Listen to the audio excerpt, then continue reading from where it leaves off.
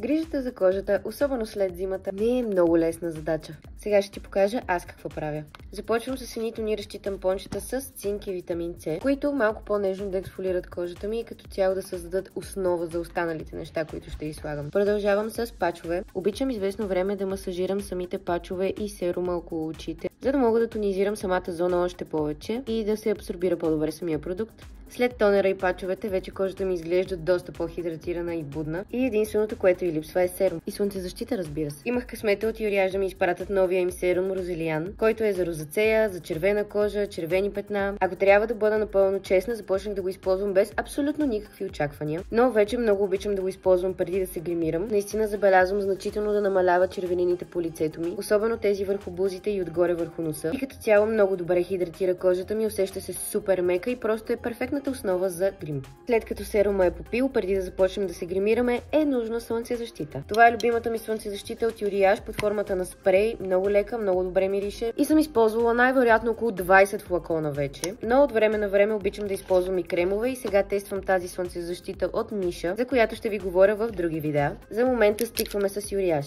Като цяло това е грижата за кожата ми преди да започна да се гримирам, а вечер поне 2-3 пъти в седмицата обичам да използвам гликолова киселина, като я нанасям с един памучен тампон и я оставам около 20 минути да си действа сама по себе си, без да слагам други неща отгоре. И след това слагам някакъв лек хидратиращ крем или някакво масло.